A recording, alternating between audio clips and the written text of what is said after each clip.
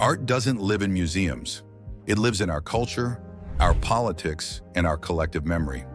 American art, in particular, reflects a country constantly evolving, a nation built on freedom, innovation, and sometimes deep contradictions.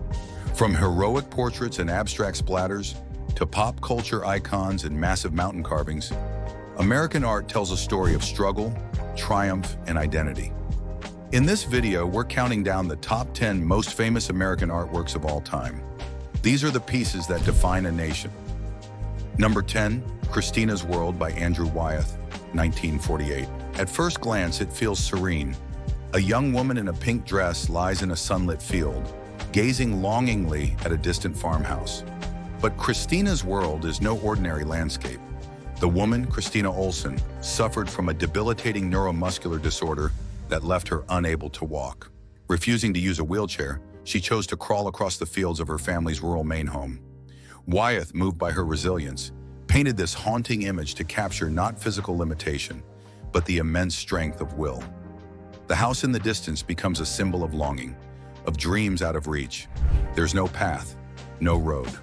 Grass stretching between struggle and hope.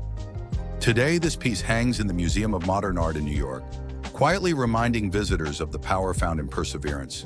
Wyeth used tempera, a mix of pigment and egg yolk, on a wood panel instead of canvas, creating a photographic texture that adds to its realism and emotional depth. Number 9, American Gothic by Grant Wood, 1930. Two stern faces, one pitchfork, and a house with a pointed Gothic window. American Gothic is one of the most recognizable paintings in the world, yet its meaning remains elusive. Painted during the early years of the Great Depression, it portrays an imagined farmer standing with an air of unspoken tension. The models, Wood's dentist and his sister, the inspiration? A real house in Iowa, built in the Gothic revival style. Wood wanted to imagine the kind of people who lived there, and boy, did he spark debate. Was it a celebration of rural resilience or a satire of old-fashioned values? Over the decades, the painting has been parodied endlessly, from pop culture to political cartoons, becoming a mirror for American values, hopes, and anxieties. What's behind those faces? Pride, worry, or judgment? Number 8, Nighthawks by Edward Hopper, 1942. A diner glows under artificial light. 3 customers sit, silent and distant, as a lone server works behind the counter. There's no visible door, glass and isolation. Edward Hopper's Nighthawks is a timeless portrayal of urban loneliness. Painted during World War II, it reflects the emotional toll of a world at war and a city that never sleeps, yet feels eerily empty. Hopper's use of light and shadow creates a cinematic feel that inspired generations of filmmakers. Movies like Blade Runner and The End of the Affair borrowed from its mood and composition. The painting pulls you in and traps you there. Without an exit, viewers become part of the scene, sharing the quiet solitude. It hangs in the Art Institute of Chicago, still resonating in an age of bustling cities and digital disconnection. Did you know? Hopper never named the diner, and speculation about its real-life location continues to this day. He simply said it was inspired by several places, and perhaps none at all. Number 7, Flag by Jasper Johns, 1954-55. Jasper Johns' Flag took a national symbol and turned it into a conversation piece. Painted at the height of the Cold War, it features the American flag. But look closer. Johns used encaustic wax over layers of newspaper. Headlines about politics, war, and society lie beneath the surface.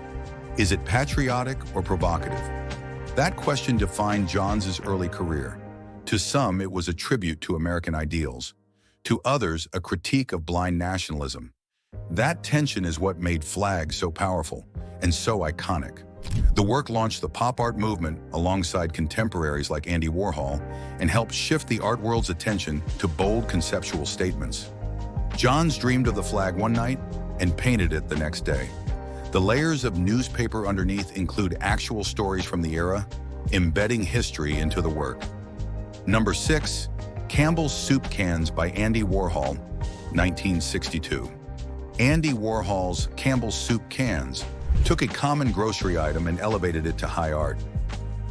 he painted 32 individual canvases, one for each flavor. His aim?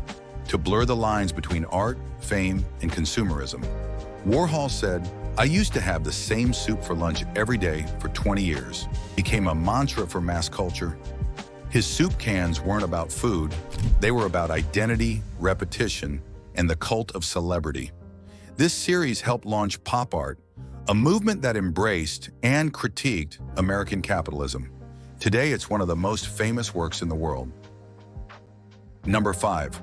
The Migration series by Jacob Lawrence, 1940-41. 60 panels. One story of hope, struggle, and change. The Migration series tells the story of the Great Migration, when millions of African Americans moved north seeking freedom and opportunity between 1916 and 1970. Jacob Lawrence, 23 years old, used bold colors and simplified forms to show everything from packed train stations to families in search of new lives. Each panel adds to a narrative often ignored in mainstream art at the time. Lawrence's work was groundbreaking, not for its subject matter, but because it gave voice to a community's experience in a way that was both personal and universal. Today, it's split between MoMA and the Phillips collection, but shown together, it speaks volumes. Lawrence painted all 60 panels at once, working from one color to the next across every piece to maintain emotional and visual consistency. 1948 by Jackson Pollock. Pollock didn't use brushes. He dripped, flung, and poured paint directly onto the canvas. His goal?